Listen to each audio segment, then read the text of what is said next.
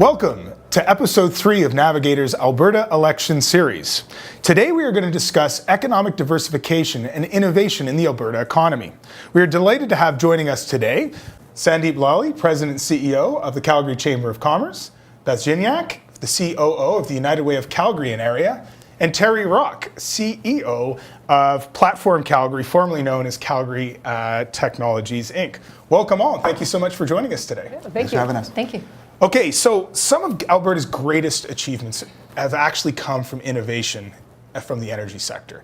But we've now seen Alberta slowly become a breeding ground for new businesses and new industries to start to develop. So let's get right to it. Let's talk about the elephant in the room, Sandeep. Do we need a more diversified economy? And if so, what do we need to do to help foster that? Absolutely. I think the best thing we can do is foster competitiveness into our economy so that we can grow and diversify where the markets take us. The word diversification is overused. It's an outcome. It's not something you actually can say, we are going to go on a plan to diversify our economy. You can't do that because the customer will tell you where the market is. And so if we can create conditions to grow businesses and broaden that, that's how you're going to get diversification. Since 1987, for example, in the city of Calgary, 50% was oil and gas. Right now it's 32% as of a stat from Conference Board of Canada from their February report. So we are diversified.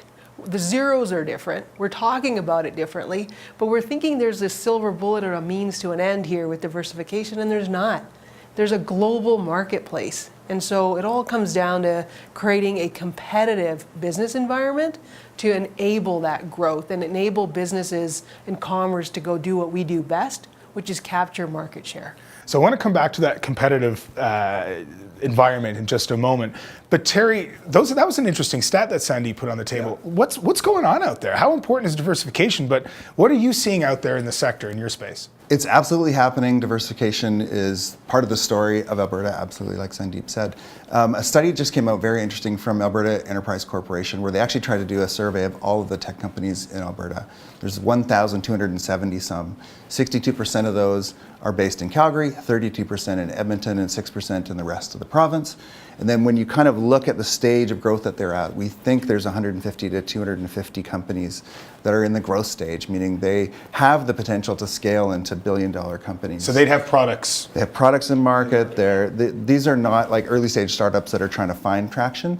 And these are companies that, as you mentioned, they're ready to go global, and we have that going on. Part of the challenge with that group is that two things really. One is a lot of them are focused on oil and gas, and we think that that's actually negative in one way, and that they kind of their core customer is susceptible to global changes. But it's positive in the other way, because applying the fourth industrial revolution technologies to oil and gas will allow us to capture more value. So the challenge, as we've laid it out, is that when we compare to other ecosystems in North America, that number of 150 to 250 should be about 1,000. And so over the next 10 years, we're saying, how can we create 1,000 growth stage companies in our province that are driven by technology and innovation? So it's not either or then. It's when it comes to oil and gas or industries that are outside of oil and gas. And in fact, if you look at economies around the world that have grown dramatically as innovation hubs, they all start from some core industry that has had where there's an ecosystem has built up. We have one of the most exciting innovation ecosystems in the world, or business ecosystems, in oil and gas. Like, we're a really compact, punch above our weight city, and we want to transfer that vibe into a broader perspective. Yeah, that's a story that's not really getting told across Canada, around the world, that we got to get out to. Beth, from the philanthropic sector, you really see both sides. On one hand, tremendous support from the energy sector in this city for the United Way of Calgary and Area. Incredible support and sustained support over many years. But the way people are giving are changing, and of course we do have some unemployment challenges in the province. What are you seeing in your sector, and how does innovation and diversification impact the philanthropic sector? Well, one of the things that we know needs to be true with the philanthropic sector, and as same as any other sector, is that it's not just about doing things differently or doing different things. It is an and strategy. You need to be doing both, and we're responding to that ourselves as a movement, United Way globally, here in Calgary, paying attention to these different tensions in our community. So how can we bring technology into and serve the needs of the social and human services sector here in our community? What does it mean to actually help support people who may be struggling and need additional supports in some of our typically thriving business community? People are experiencing challenges around vulnerability that they've never had to experience before. So we really do find ourselves in a really interesting place, right in the middle of these challenges. But we've decided here in Calgary to actually really embrace those challenges and to step into and lean into an opportunity for us to embrace innovation in our own space. United Way Calgary and Area is going to be taking a lead in Canada for our own movement in social innovation. What does that practice mean? We have a new impact lab here in Calgary where we want to really help people identify their social purpose and build solutions to actually help people in community quite a bit differently. A lot of that's going to involve the technologies in the fourth industrial revolution. And in fact, one of the largest growths in our sector, in our economy, are B corporations or benefit corporations or social enterprises. We know that Gen Z and millennials, they're really interested in building, designing, and working for companies and organizations that are actually also about social purpose. So how can we help bring some of those things together through our own organization here in Calgary? And that's what we're really excited about. Well, I mean, there's so many interesting things coming out of the Social Impact Lab that you're working with here and putting issues in and seeing what turns out. But let's build off of that. Terry, what needs to be done?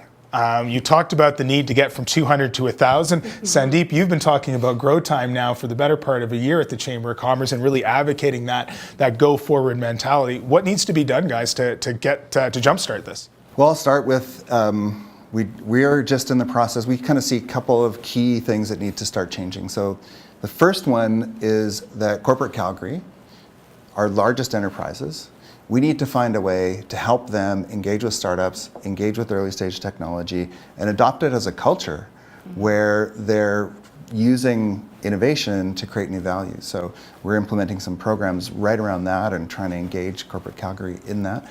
The second thing is that Calgary has accumulated a lot of wealth over the years, and that wealth knows how to invest in oil and gas and real estate. And to invest in innovation is actually a fundamentally different asset class and a different beast. You have to take a portfolio approach, you have to be comfortable with different kinds of risk, you have to look at the businesses differently, and there's education that needs to happen there. So those are two areas that we're working on in addition to the work that we do specifically we basically have two words, volume and velocity. We need to find more entrepreneurs and we need to help them go faster. Sandeep, I know you've been dying to jump in there.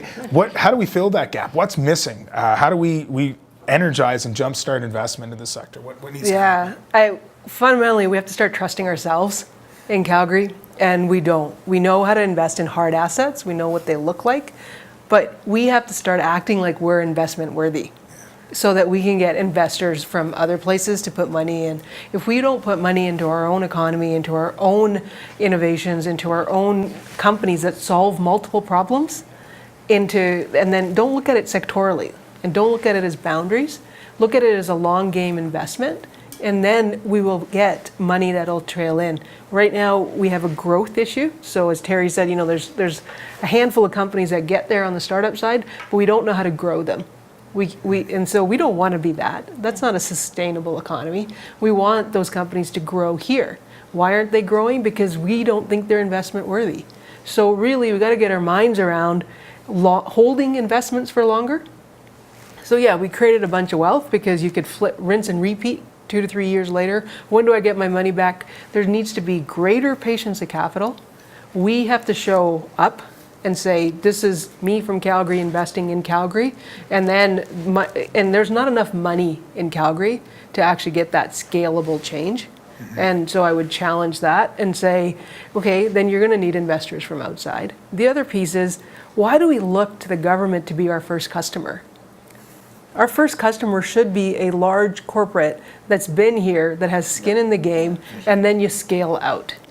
why are we looking to the government? When did we start thinking that was a good idea in Canada, like and in Calgary? And so, yes, you can throw innovation dollars at it from the federal governments and other pieces, but those are just starters. You need to have a fundamental market case that says, I'm investment worthy. And if we're not investment worthy ourselves, you're never going to get to scale. So can I just jump in? Jump in, Is that- absolutely. See, I feel like I totally agree. But the question I have is, when you peel it back, is that a culture issue? And then it gets real squishy. Like that we're like, so how do you change a culture that, you know, has this perspective?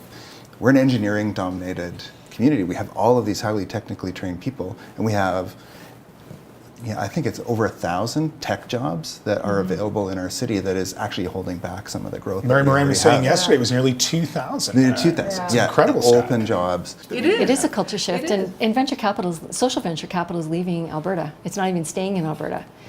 We've been having conversations with social venture exchanges here in Canada and across the States, and capital is actually leaving Alberta, and it is, I think, a cultural... Finding really good opportunities. Yeah, they're elsewhere. finding great opportunities elsewhere, and your point is really well made. Do we really believe in our own ability to create and invent ourselves and our future selves? So when I hear that social venture capital is actually leaving Alberta, it's parked in Ontario, it's parked in their exchanges in Ontario, and it's actually funding enterprises that are quite viable entities that are global in nature. They may be Canadian born, but they're global in nature. And so that's, I think, exactly what we need to do is step into that space, really lean into it, own it, be confident about it, and know that we can take advantage of that same capital investment right here at home. Yeah, absolutely. Like, we have to trust ourselves. We are engineers, but we're scientists, Yeah. right? So we know how to solve problems. We know how to dream big, and we did that before, but we gave up on ourselves, or we were like, well, you know, this is going just fine. Whatever, 5 years away from my retirement, I'm good. And we stopped making those disciplined, crisp decisions to say, what is the next generational impact? And we're not taking a collective responsibility for that. And so that's how we start to invest in ourselves, because we know how to solve these problems. Like, I don't know why in Calgary we don't feel like we can solve global issues. Well, where did that go? Because we had that. We had that, We're known for 100%. that can-do entrepreneurial Yeah. attitude. That's who Calgarians are. Have we lost a bit of our swagger, and how do we get it back? Your point when you started with the technologies within oil and gas, they have been replicated globally. That's right. And they come here. And so those have spawned off so much more innovation and going, well, if it worked over here, what if I do traceability in agriculture the same way? I wonder what would happen. It's easier for me to get a customer X than it is to get somebody to take a chance on me locally. That's to me part of the culture change. Absolutely. So there's a company in town, I'm not going to mention their name, but they're working in pipelines. The most exciting topic right now is pipelines. They can effectively build a new pipeline by applying artificial intelligence to the pipeline control process. And where is their first customer? Norway. I know exactly who you're talking about. And I'm just like that. And the story is even Frustrating. worse, because our local company gave that IP up. Yes. And said, no, we're good. Yeah, so that's part of the culture change that I feel like we Yes. need to make is to have confidence in our own backyard that actually we have world-class solutions that are being built here. Yes, we have one that we're sitting on in the city. We're going to have the second largest cancer center in the world Yes. here. And the research and commercialization of that research is going to be incredible if we don't get it our own way Yeah. and get it out. We have such an encatchment area, have an aging population, all that sort of stuff, that we can test this up and say, why would we not be able to solve cancer of this type or whatever, or even other pieces, right? And so it's amazing how we get in our way, but we don't tell our story. Like, people say, if you want to have a stroke, have it in Calgary. Yes. You know, because of the research, but we Yeah. don't really toot our horn out. No.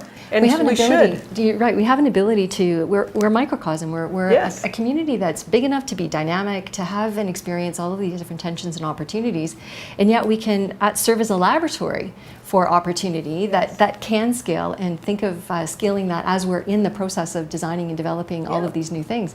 And that's why for us, I mean, we've said, listen, we can step into this space and we can own social innovation for our movement in Canada for that very reason. Right. Because we know that we can test and we can scale because we can actually see what's going on in the community. I think for me, another thing that I really want us to think about as we talk about what is an an innovation and what does an economy look like, for us it needs to be inclusive. You know, it needs to make sure that everyone can and have a chance to participate. We have 120,000 people or more who live in poverty in our community here in Calgary, and that has to be unacceptable. The United Way of Calgary and area is on the front lines. You're there talking to donors, those that have been impacted in many cases, the business people who've helped to build Calgary, whether it's through energy or other means. But you're also on the front lines with the agency, seeing the need right now. What is the attitude? Is there an appetite for innovation, for diversifying the economy and recognizing it's not a destination, but it's a journey? But where is that attitudinal piece play in here right now? I think there is a huge attitude and an appetite for things to be done differently and for us to be doing different things. We as an organization and a movement say that we're here to solve complex social issues. Part of solving complex social issues means ensuring we're having conversations like this and truly being viewed as a partner in economic development. So for me, positioning United Way and others in the not-for-profit sector in this space as a contributor to that economic conversation is a huge part of what we need to be doing. So when we have conversations with some of our top CEOs in our community, they're very interested in understanding how it is that their contributions into our space is making things better, is making things different. And they very much are committed to connecting social purpose to social innovation and see that as a really significant path forward to create a dynamic, truly dynamic community and a dynamic economic environment. It's like a philanthropic ROI. People expect Absolutely a return on their investment in the community. But I do know fundamentally, in order to move change, commerce has to move in balance with that social purpose.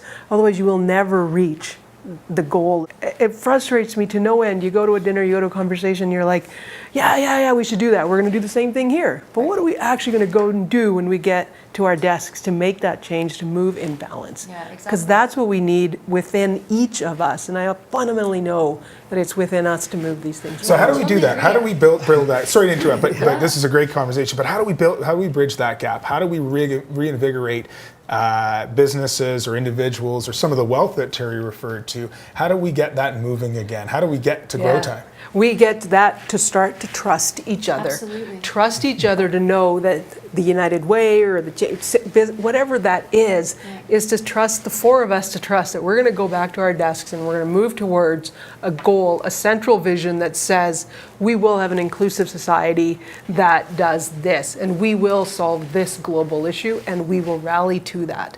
Yeah. We're not doing that. There's no central vision to how we move forward as a city, how we move forward as a country. And there are others that are telling us what that should be, but we're not trusting each other. We're letting egos get in our way. We are actually positioned on some of the most complex global challenges the world has. Energy, feeding people, moving things around, and we can solve those problems in our city. We have people working on them. When we look at this organization that I'm with has been around for 38 years, and it's always been trying to prepare our city for the next economy. And there's no better time than now to look at energy, ag, transportation and logistics, life sciences, and say, if you're working in those spaces globally, we should be one of the places you need to be because of the innovation that's happening here, because of the entrepreneurship that is happening here. And I think most of that is getting out of the way of the entrepreneurs and connecting them up with this trust piece and making sure we're building an innovation center in East Village, and the point of that is actually to create a place where anyone can access us and get involved in these big global challenges that Calgary is really well positioned to tackle. So let's bring it back to the election, not so much getting into party platforms, but has this topic that we've been discussing today, has it been front and center enough in your minds in the election, and what can any provincial government do to help it? Sort of the one thing, if you could have design a provincial government response. Oh, the response is no. It has not been front and center because policy hasn't been front and center. And so that's the wheelhouse of government. And so the politics have been taking over the conversation. It needs to be about policy and really citizens trusting and saying, what policy is actually going to get me to that end, enable my company to solve those global issues, because that's sustainable economic growth. And that's been lost in this so far. The Prime Minister made a comment about that a few years ago in a campaign. I think that the divisiveness is not helpful if we're talking about building strong, inclusive communities and a strong, inclusive Alberta. divisiveness in discourse is not helpful at all. No, I don't think it's been as strong as I want. I mean, to me, how can a government design it? What I'm supposed to say is give our organization lots of money. Right. But it's actually about tax policy and making it easier for capital flow. It's about deregulating some key areas that prevent large corporations from moving more quickly into this space. Like, there's a lot we can do that's just policy. It doesn't cost us a lot of money to get things moving. We need to really double down on post-secondary and preparing a workforce for the future. I want to finish off with, really quickly, what does the next 10 years look like? Where are we in 10 years? And are you optimistic or pessimistic? Beth? Optimistic. Love to hear that. Yeah. Sandeep? Oh, 100% optimistic, because I still believe in humanity. In 10 years, we will have created $3 billion tech companies in Calgary. We will have the third most globally connected ecosystem. We will have 1,000 companies that are ready to scale, and will be known as a place that has rapidly made a transition from being dependent on one industry to having innovation driving what it's doing. That's what I think. I think that's a great way to finish. I love it that the Calgary can-do attitude came back and was reflected by all you guys. Yeah. As Sandeep, as you tell us, it's grow time, so let's get that next 10 years started. Well, thank you for joining us today for this third installment of our Alberta election panel series. Join us next week for our final installment, where we will be discussing social media, how it's impacted this campaign, and how it's going to impact campaigns in the future. Thanks again to my guests for joining us today. Thanks. Thank you. Thank you.